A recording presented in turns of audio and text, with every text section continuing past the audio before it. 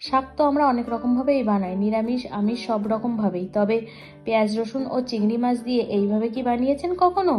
না বানিয়ে থাকলে অবশ্যই দেখে নিন আজকের রেসিপিটা। নমস্কার বন্ধুরা, ভাই বোনের হেসেল ঘরে সবাইকে স্বাগত। আজ আমি বানাবো চিংড়ি মাছ দিয়ে লাল শাক ভাজা। ভিডিওটিকে স্কিপ করবেন না, পুরো ভিডিওটি দেখার জন্য অনুরোধ রইল।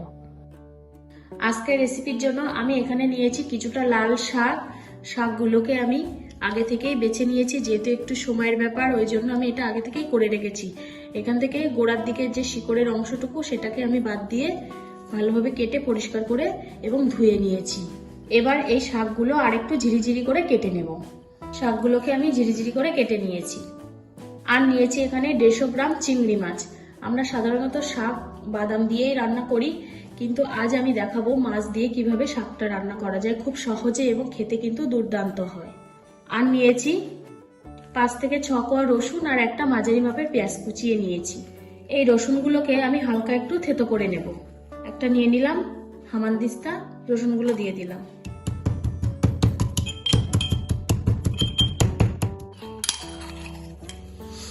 হালকা একটু থেতো করে নিয়েছি, খুব বেশি মিহি করিনি কিন্তু। চলুন এবার রান্নাটা শুরু করব। গ্যাসে কড়াই বসিয়ে দিয়েছি। এবার আমি কড়াইতে দিয়ে দিলাম 3 চামচ মতো সর্ষের তেল। তেলটা গরম হয়ে গেছে। এখন আমি এর মধ্যে 2টো শুকনো লঙ্কা ফোড়ন দিয়ে দিলাম। ফোড়নটা হালকা একটু নাড়াচাড়া করে নেব। এবার এর মধ্যে দিয়ে দিলাম পেঁয়াজ কুচি। পেঁয়াজটা তেলে হালকা একটু ভেজে নেব।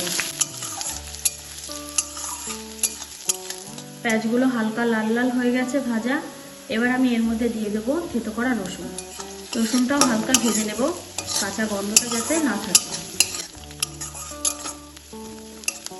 পেঁয়াজ আর রসুনটা বেশ ভালোভাবে ভেজে নিয়েছি, হালকা বেশ একটা গন্ধ বেরিয়েছে। এবার আমি এর মধ্যে দিয়ে দেবো চিংড়ি মাছ। চিংড়ি মাছে আমি লবণ ও হলুদটা মাখিয়ে নিয়েছি।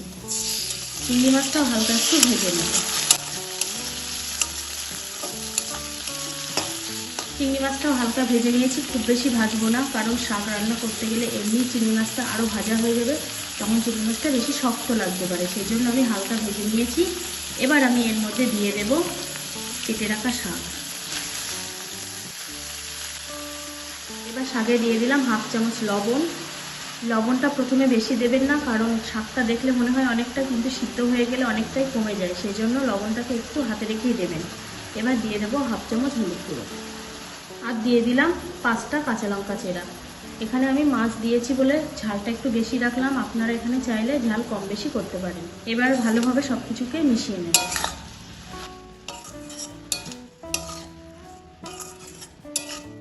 শাক তো অনেক রকমভাবে বানিয়েছেন, একবার চিংড়ি মাছ আর এই রসুন ও পেঁয়াজ দিয়ে এইভাবে একবার শাক বানিয়ে দেখবেন। সত্যি বলছি, খেতে বসে আর কোনো কিছুই লাগবে না, এই শাক দিয়েই 1 থালা ভাত খাওয়া হয়ে যাবে। সব কিছু আমার ভালোভাবে মেশানো হয়ে গেছে। এবার আমি এটা ঢাকা দিয়ে দিলাম 5 থেকে 7 মিনিটের জন্য। 3 মিনিট পর আমি একবার ঢাকাটা খুলে নেব। এখানে আমি কিন্তু কোনো রকম জল ব্যবহার করিনি, শাকের থেকে যে জলটা ছেড়েছে সেটাই কিন্তু আছে, এই জলেই রান্নাটা হয়ে যাবে। একবার একটু ভালোভাবে নেড়ে ছেড়ে দেব।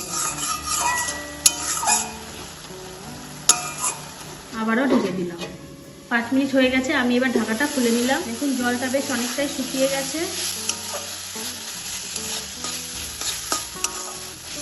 এবার আমি এর মধ্যে দিয়ে দেবো 1/4 চামচ জিরে গুঁড়ো।